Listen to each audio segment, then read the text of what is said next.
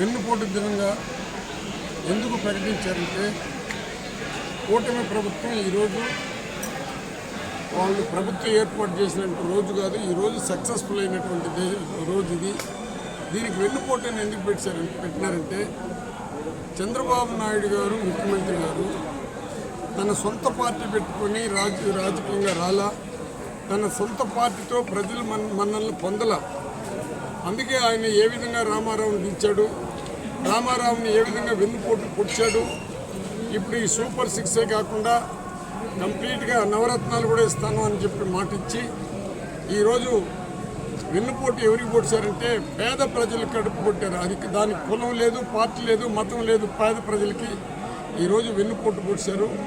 ఏ విధంగా ఆశ పెట్టారంటే అమ్మఒడి అనే దాన్ని తల్లి ఒడో తల్లి వందనం అని పెట్టి నీకు 15, నీకు 15, నీకు 15, నీకు 15 అన్నారు.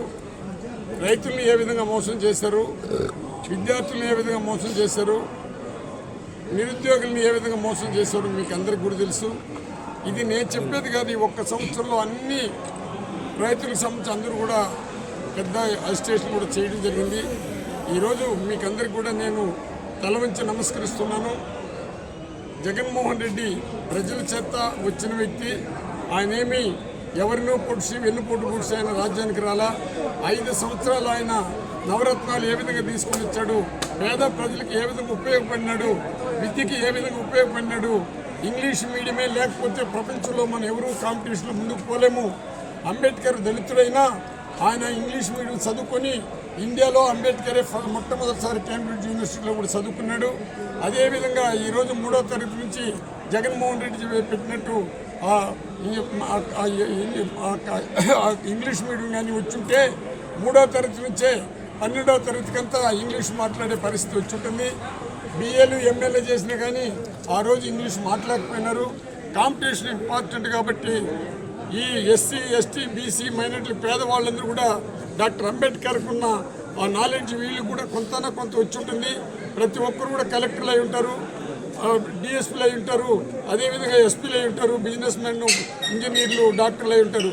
దయచేసి మీకు అందరికీ కూడా నేను చెప్తున్నాను, ఈ చంద్రబాబు నాయుడికి మళ్ళీ చెప్తున్నాను, నేను సంపద పెంచుతాను, సంపద వల్ల నేను ప్రతి కుటుంబానికి ఉపయోగపడతాను, పేదవాడికి B4 పెడతాను. ఏం B4 పెట్టినావో, ఏం సంపద పెట్టినావో నేను సిబిఐ ఎంక్వైరీ కూడా ఏమని డిమాండ్ చేస్తున్నా. రాష్ట్ర వ్యాప్తంగా సంపద ఎట్ట పెంచినారంటే 70 లక్షల టన్నులు ఈ వర్షాకాలంలో వస్తే ఇండ్లు కట్టలేని పరిస్థితుల్లో 70 లక్షల టన్నులు ఇసుకని ఏర్పాటు చేస్తే ఈరోజు డిక్లేర్ చేసిన 3వ రోజుకే ఈ ఆంధ్రప్రదేశ్ నుండే 80 లక్షల టన్నులు ఇసుక ఎవరు తోలినారో అది ఏమి అభివృద్ధి ఒకటి చంద్రబాబు నాయుడికి ఎల్లో మీడియాకి నేను విజ్ఞప్తి చేస్తున్నా. అదేవిధంగా ఏ రోజు కూడా ఈ బ్రాంచ్ షాపులు కానీ ఇంకొక షాపులు కానీ ఎమ్మెల్యేల ద్వారా నడిచింది లేదు. ఈరోజు ప్రతి ఇంట్లో సారాయి, ప్రతి గ్రామంలో సారాయి. ఇది అబద్ధం అయితే మీరు ఇక్కడ నన్ను అడగచ్చు. ఏ ఊరికి వచ్చినా 3 బెల్ట్ షాపులు ఉండదు, 2 బ్రాంచ్ షాపులు ఉండదు. అది కూడా ఎమ్మెల్యేకి సంబంధించిన వాళ్ళు ఇక్కడనే కాదు, ఆంధ్రప్రదేశ్ మొత్తం. నేను ఇక్కడ ఉండే ఎమ్మెల్యేని గురించి మాట్లాడాలి, ఆంధ్రప్రదేశ్లో జరిగేదని చెప్తున్నా. ఎందుకంటే దీంట్లో అందరూ ఇన్వాల్వ్మెంట్ ఉన్నది. సంపద వాళ్ళకి వచ్చిందే కానీ పేదవాడికి సంపద రాలా. ఈరోజు ఇంత పెద్ద ఇది ఏమైందంటే మీకు అందరికీ కూడా తెలుసు, ఈరోజు కనీసం ఒక తహసీల్దార్ కూడా లేరు ఇక్కడ. రెవెన్యూ డిపార్ట్మెంట్ ఇస్తే తహసీల్దార్కి ఇవ్వమంటే రిప్రజెంటేషన్ తీసుకునేదానికి కూడా తహసీల్దార్ని మళ్ళీ ఎక్కడికో పంపిస్తే ఒక ఆర్ఐ దగ్గర రిప్రజెంటేషన్ ఇస్తాము. అది బుట్టలో అయిపోతున్నారు. ఈరోజు రాజ్యం ఎట్లా నడుస్తున్నదంటే ప్రజల చేత ఎన్నుకోబడిన ప్రభుత్వం కాదు ఇది. ఇది కేవలం 2 విషయాలు చెప్పదలుచుకున్నా. చంద్రబాబు నాయుడు చేతిలో ఏ విధంగా ఆయుధం ఉందో ఎల్లో మీడియాని కూడా నేను క్వశ్చన్ వేస్తున్నా. ధనం, మందు, మాఫియా, మీడియా, ఈ 4 ఆయన్ని పూర్తిగా రక్షిస్తున్నది. ఈ 4 పెట్టుకొని పేదవాళ్ళు కడుపు కొట్టే కార్యక్రమాలు చేస్తున్నారు. ఇప్పుడైనా చంద్రబాబు మేలుకో, రెడ్డి రాజ్యం మనకొద్దు, ప్రజల రాజ్యం కావాలా. ప్రజల చేత ఎన్నుకోబడినటువంటి మీరు ప్రజల కోసం పనిచేయండి, అంతేగాని ఇది నా పార్టీ, ఇది నీ పార్టీ. నిజం చెప్పాలంటే ఇక్కడ ఉండే ఎస్ఐలు అందరూ కూడా ఏ విధంగా ఉన్నారంటే డిఎస్పీలు అందరూ, ఎస్పీలు కానీ కలెక్టర్ కానీ మేము మాట్లాడితే మంచిగా మాట్లాడినా ఎవరు ఎండర్ చేసినా ఎమ్మెల్యే చెప్పినాడా అంటే ఇది ఇక్కడనే కాదు, రాష్ట్ర వ్యాప్తంగా ఎమ్మెల్యే చెప్పినాడా నువ్వు ఏ పార్టీ, చెట్లు నరికేసిన శంకర్ రెడ్డి నువ్వు ఏ పార్టీ, రోడ్డు దువ్వేస్తే ఆ మాదేవన్ ఆడిది నువ్వే పార్టీ. పార్టీలు కాదు ఇక్కడ చూడాల్సింది, ప్రజల యొక్క శ్రేయస్సును చూడండి, ప్రజల కోసం తప్పించండి, ప్రజల కోసం పనిచేయండి. 15 సంవత్సరాలు ఇది 3వ పర్యాయం, 4వ పర్యాయం, 3వ పర్యాయం చంద్రబాబు నాయుడు ముఖ్యమంత్రి అయినాడు. ఒకే ఒక 5 సంవత్సరాల్లో జగన్మోహన్ రెడ్డి ముఖ్యమంత్రి అయి పేదవాళ్ళ హృదయంలో దేవుడిగా నిలిచిపోయినాడు. ఆ కోవకు మీరు గుండి రామారావు గారు దేవుడిగా నిలిచిపోయినాడు.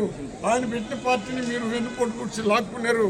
అసలు ఆ వంశంలోనే ఏది లేకుండా ఈరోజు తెలుగుదేశం పార్టీ నారా లోకేష్ పార్టీ అయిపోయింది. దయచేసి వినండి, మంచిగా చెయ్యండి. రెడ్ బుక్ పరిపాలన ఇది మనం నార్త్ కొరియా కాదు, అన్ని జాతులు ఓటు వేస్తేనే మనం గెలుస్తాము. ఎక్కువగా ఈరోజు ఎస్సీలు కానీ, ఎస్టీలు కానీ, బీసీలు కానీ, ఓసీలు కానీ అందరూ కూడా ఓటు వేస్తేనే కూటమి వచ్చింది. అది ఈవీఎం ద్వారా వచ్చిందా, ఓట్ల ద్వారా వచ్చిందా అనేది వాళ్ళ మనస్సాక్షి తెలుసుకొని పూర్తిగా సహకరించాల్సిందిగా కోరుతున్నాను. ఎస్సీలకు జరిగే అన్యాయం ఈరోజు నేను చెప్తున్నాను. ఈరోజు ఎప్పుడు తెలుగుదేశం వచ్చినా కావాలంటే ఈ లెక్కలతో కూడా చెప్తా, చాలాసేపు మాట్లాడుతుండే అన్నారు కాబట్టి మాట్లాడేదానికి కూడా హక్కు లేని పరిస్థితుల్లో మేము ఉన్నాము. ఈరోజు తెలుగుదేశం వచ్చినప్పటి నుంచి ఏ విధంగా ఘర్షణ జరుగుతుంది, పబ్లిక్లో తప్పు చేస్తే తప్పు చేసిన వాడికి శిక్షి కోర్టుకు పంపించింది.